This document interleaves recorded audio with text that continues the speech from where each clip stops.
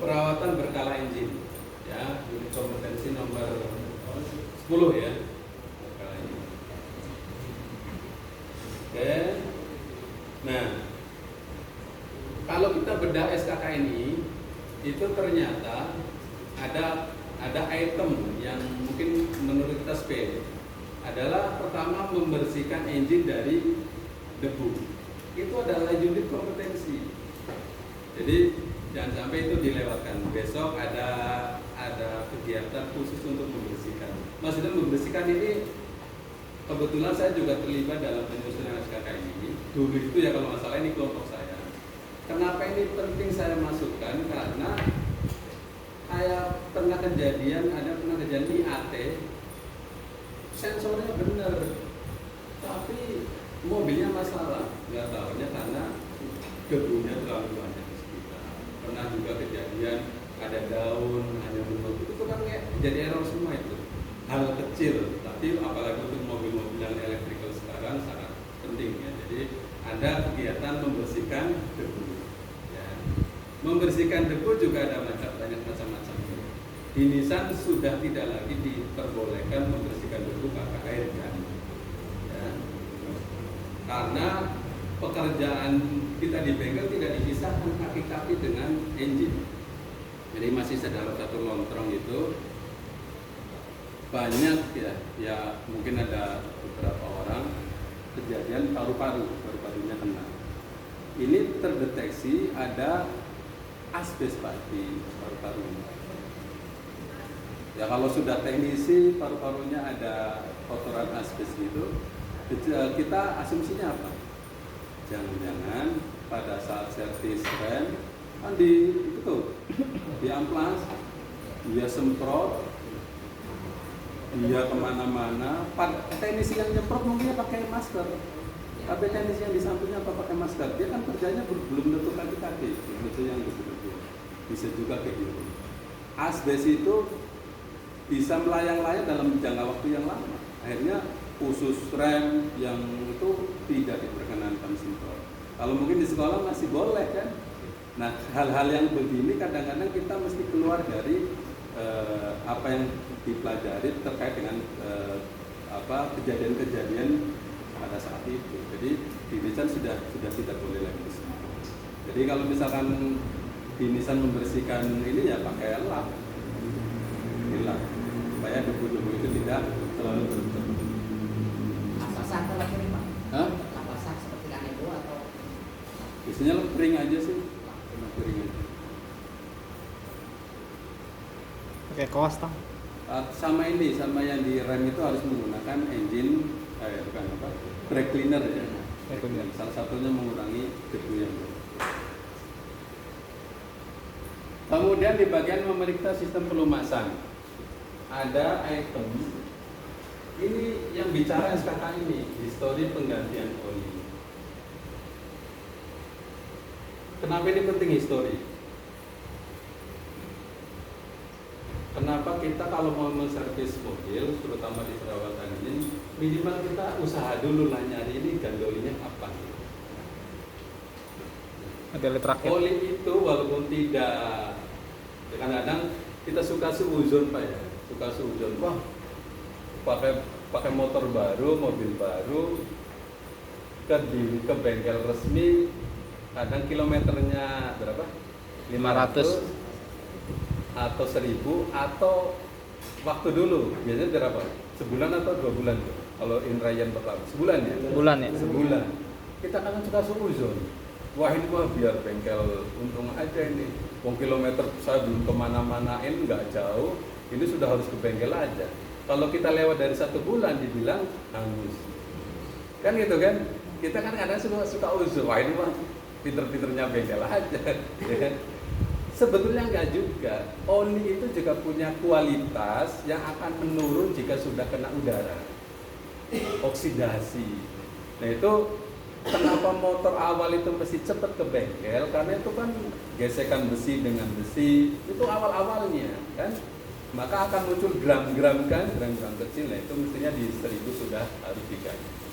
Nah, histori penggantian oli ini penting kita akses. Kita pengen tahu nih supaya troubleshooting kita nggak kemana-mana. Jangan sampai, wah ini mobil nggak pernah diganti oli, kilometer sekian nggak pernah diganti. Akhirnya kan kita punya persepsi yang baru kalau kita sudah punya histori oli.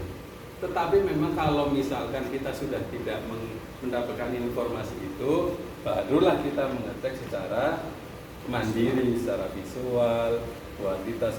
Jadi sebetulnya yang pertama dicek terlebih dahulu adalah histori penggantian oli. Kayak misalkan di mobil-mobil ditambang, nggak penting lagi pengecek kualitas oli, nggak penting lagi ngecek level oli. Sekali dia historinya ganti per 5.000 ganti. Kalau sudah angkanya misalkan ini sudah jalan 5.000 ganti, Pak nggak ngecek kualitas oli. Jadi kalau Bapak bisa dapatkan angka histori, biasanya kan bengkel-bengkel umum juga rutin kok kayaknya ngasih gantungan ya, gantungan. Kalau bengkel resmi bisa jadi di kaca biasanya tuh. Informasi itu sampai sedemikian usahanya bengkel ngasih petunjuk karena memang penting buat orang yang servis berikutnya, buat juga reminder orang yang punya mobil kapan dia harus ganti oli.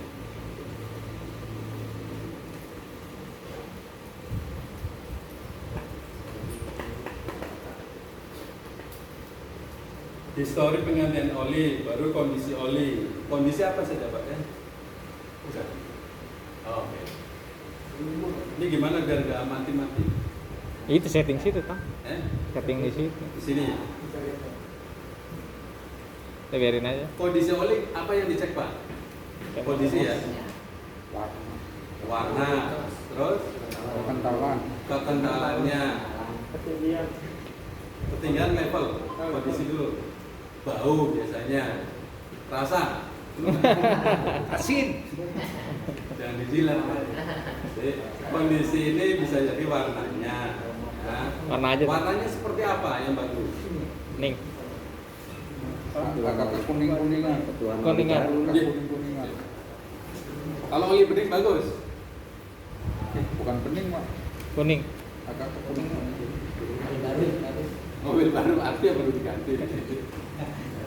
Tapi oli yang bagus adalah yang bisa melumasi kan, Iya. bisa melumasi tidak pasti dalam kurun waktu, apalagi harganya 10.000 pasti sudah keruh.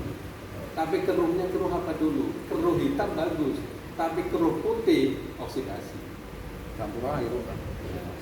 Kadang ini campuran air, siapa yang bisa ngasih air? Bukan Mbak, karena dari oksidasi. Oksidasi itu bisa dari atau PCV-nya nggak bagus. Nah, jadi bisa dicek beberapa item. Kualitas bisa Kentalan. dari bau, ya, bisa juga dari warna, bisa juga dari Kentalan. apa? Kalau Bapak ngecek gini apa maksudnya itu? Kentalan. Ada ngerusnya atau enggak? Terus Kotoran. ada oil filmnya enggak, apakah kayak air gitu ya. Kalau oil film kan berarti walaupun tangan kita bergesekan ada yang melapisi, masih apa tuh, licin ya, masih licin apa enggak. Karena fungsi oli bukan cuma melumasi Pak, banyak, ada 6 item: mendinginkan dan lain-lain, membersihkan. Level oli, Nggih. level oli dicek dari Stick. Coli nih, Pak. Colokan sticknya. oli. Coli. Colokan oli. Oh. Posisinya harus di tengah. Tengah. Kenapa full?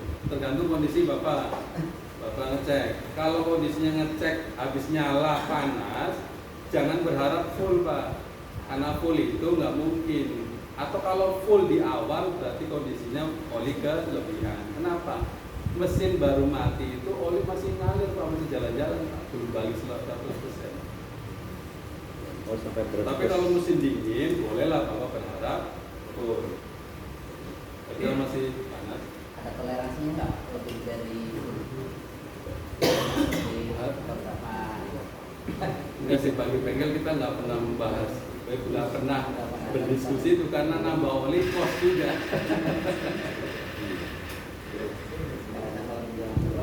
Nah ini juga kadang-kadang kalau kita isi oli di bengkel itu kan misalkan nih gradasinya 3,7 bisa.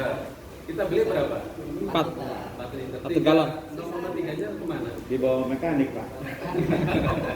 Oh, mekanik. Nah, di Nissan ada sidak maksudnya sidak rutin oleh orang-orang pusat ke bengkel-bengkel yang kedinya ada oli dan itu nggak main-main Pak, langsung dikeluarkan.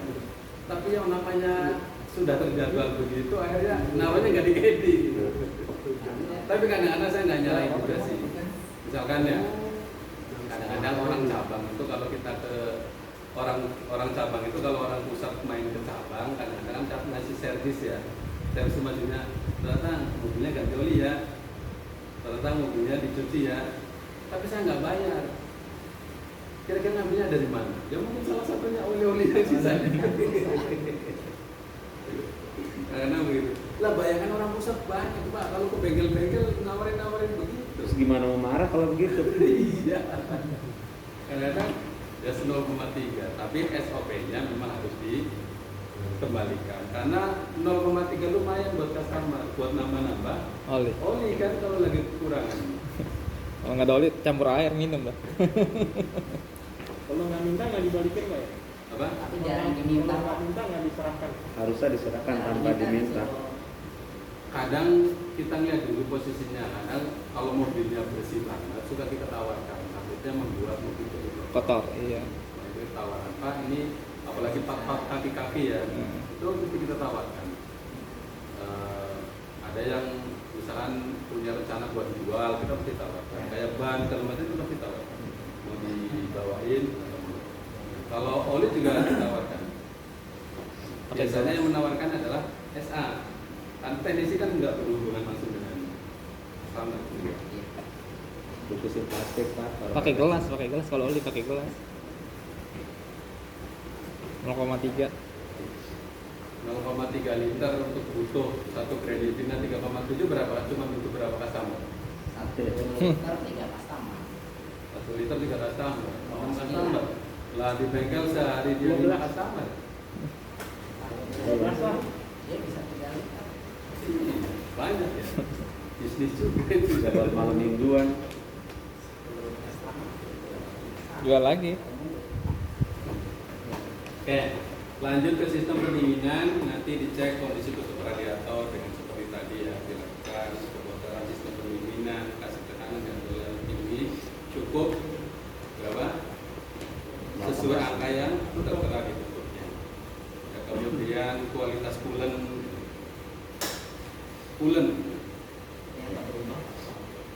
air radiator sama coolant bedanya apa? Air radiator, maksudnya air biasa sama air coolant bedanya apa? Ada zat kimia yang Fungsinya apa? Untuk Dikasih tambahan zat kimia. menaikkan temperatur didihnya pak. Naikkan titik sini. Titik didih. Untuk Menaikkan titik didih. naikkan titik didihnya. Kedua, anti karat. Ketiga, menurunkan titik beku. Titik beku di Indonesia nggak pernah dapet. Ya, tapi kalau di Prancis salju, air radiatornya beku lah gimana? Ya, maka harus ada Coolant. coolant. Di Indonesia juga nggak terlalu tertib ini. Di bengkel resmi juga nggak terlalu tertib. Nah, Campur air. kalau cuma nambahin ya tambah Air biasa. biasa. Tapi air biasanya nggak boleh air mineral. Aqua itu bagus buat manusia tapi jelek buat mesin. Kenapa? Mineral. Karena mengandung mineral, zat besi di sana, mempermudah Karat. korrosi. Jadi biasanya di bengkel untuk nambahin adalah Air AC. Air AC itu tetesan-tetesan. 1 AC bisa 1 galon 2 hari. Lumayan itu buat.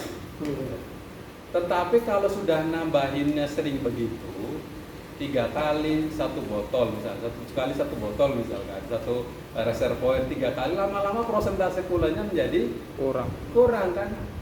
Nah itulah awal mula dari warna air radiator menjadi kecoklat-coklatan. Itu coklat-coklat itu adalah awal mau jadi karat. Maka kalau ada mobil yang masuk ke bengkel resmi, kalau sudah coklat kita ngikutin aja. Kenapa? Karena itu resiko. Kalau sudah coklat kita tawarkan mau ganti coolant, mau apa? Mobilnya air radiatornya sudah coklat nih. mau ganti coolant nggak? Kita nggak pernah nawarkan itu. Kenapa? Itu resikonya besar, Pak. Pas diganti coolant misalkan customer-nya mau, coolant kan ada anti karatnya, mengikis karat-karat. Kita bayangkan karat-karat itu sudah terbentuk lama, akibatnya apa? Karat-karatnya rontok, pertama bisa mampet, yang kedua tambah tipis, 3 hari jebol. Orang habis dikuras di bengkel resmi 3 hari jebol begini nih, customer nggak mau tahu. Pokoknya ini mobil habis di bengkelmu, kan gitu kan? Nggak tahu kondisi awalnya, karena memang awalnya sebetulnya sudah berkarat. Maka kalau sudah karatan, udah ikutin aja. Kita nggak pernah menyarankan untuk ganti coolant karena resikonya terlalu tinggi. Kualitas coolantnya. Nah, untuk mencampur coolant, kalau di bengkel resmi juga nggak semua bengkel ada itu ininya. Pernah lihat alatnya Pak yang diteropong begini untuk melihat kadar coolantnya? Set glass ya? Apa sih? Set glass. Set glass AC. AC. Jadi kita tetesin begitu terus kita bisa lihat Mikroskop. tapi itu kecil alatnya. Nah itu buat misalkan kita kalau Toyota bentuknya coolant air yang sudah dicampur atau ini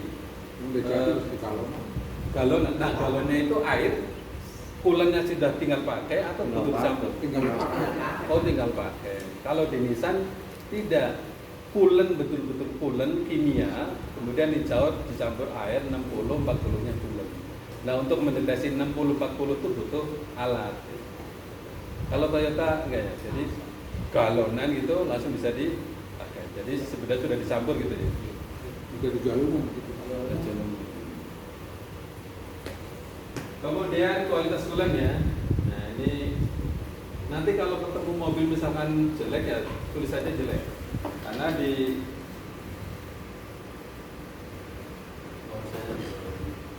Mos. ada yang punya laptop HP begini, Kenapa emang? chargernya, jangan lupa buat charger. Casannya. Casannya. Jadi mati-mati itu karena baterainya ini. Drop. Nggak ada ya? Nggak ada. Level Nih. ada? Oh, boleh. Kecil Pak? Gede. Oh, kecil, Pak. Beda ya? Pinjam laptopnya aja, Kang. Datanya pindah dulu datanya. Nanti keluar datanya beda. Oke. Datang. Oh, ada. Nah ini sama. Oke. Berarti HP yang baru ya? Enggak, HP lama. Model baru. Lama